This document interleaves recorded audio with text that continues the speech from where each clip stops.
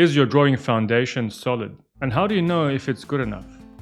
Let me show you an exercise that you can try to test yourself. Hi, my name is Orda, the founder of Fundamentalist, an online art school that focuses on drawing, form, and structure. Most artists develop their practice alternating between phases of gaining skills and creating artworks. It usually goes something like this. You train very hard, grow a lot, plateau, stagnate, create a lot, then back to training and growing again. It's perfectly normal to be a mid-career artist and still find big holes in your fundamentals. Drawing and painting are deep subjects, even without considering styles and tools.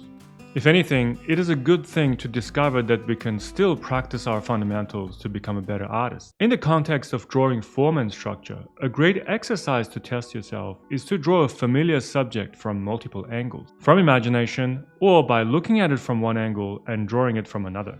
This is an exercise that I ask all my students to do in the Basics of Drawing Form and Structure course.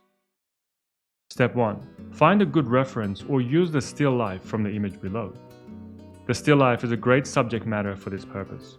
They can be simplified into geoforms easily, yet are often organic enough to help us transfer the skills gained to the figure. Step 2. Draw the whole setup in perspective from the angle you can see. First, draw the still life in the same angle as the reference. Go slow and deliberate.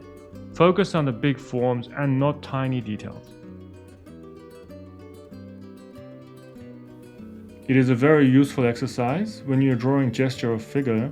If you look at one angle of a gesture pose and you can figure out how to draw it from a different angle, then it means you've understood the 3D space to a good degree. Still life is much easier than figures.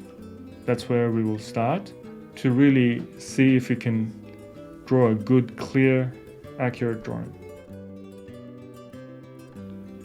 Don't just put your head down and keep drawing and forgetting about the world.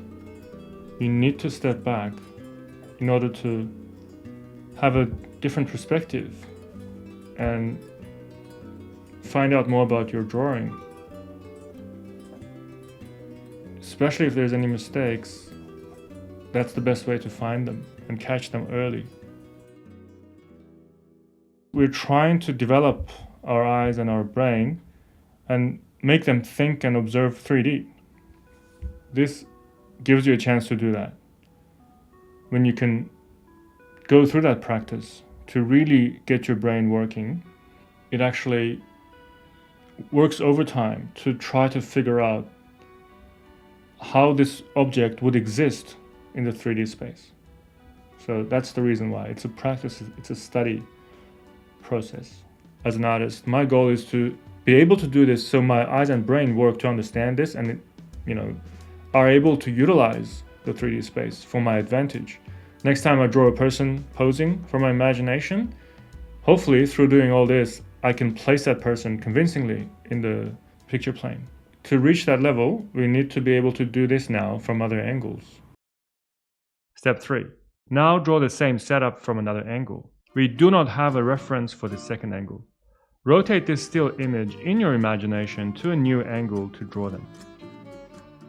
In the process, training your ability to visualize the 3D space, perspective, and form. Try an easier angle first.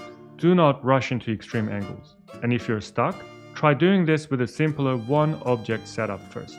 A rectangular prism, for example. The goal here is to resist copying and truly test our abilities to draw form and structure. How do we draw the next angle? It's the exact same three objects. Perspective and camera angle will be very different. So try to think of an angle and make it very different. Because it's not something that you do once and conquer. You're not going to become a master of perspective just because you did these two drawings. Not a bad idea to visit this exercise a few times. Maybe the first time you do it, the second angle could be more manageable. Maybe it's just a little bit different from the first angle. Maybe you're not making it too crazy like a top-down view or frog's eye view. And then the second attempt, you can maybe just focus on the second angle and make it much more dramatic. And when you're sure that most things are working as intended, for lines that are getting away from you, indicating that the form is changing, disappearing from view, if you still want to emphasize on them, make them sharp and in focus, what you can do is you use the very tip of your pencil and you do very dark but very thin lines. What that's going to do is that's going to drive your eyes, or the viewer's eyes rather, to that point without making them think that that's supposed to be, closest to us. Or you want to say that there's a very little space in between the two planes, you can do the same thing.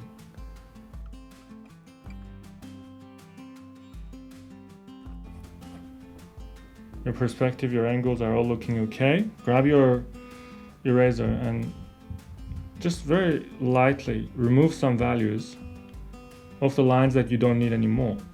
Those confusing ones, see if you can lighten them. Try to still keep some of those perspective lines just so there's a sense of 3D space clearly visible. And then in the future, when you look at these drawings that you've done, you can actually see how you arrived at the final version. We got the perspective, we got the forms quite accurate, and we showed some examples on how to do these intricate little areas and still make them look okay in the 3D space.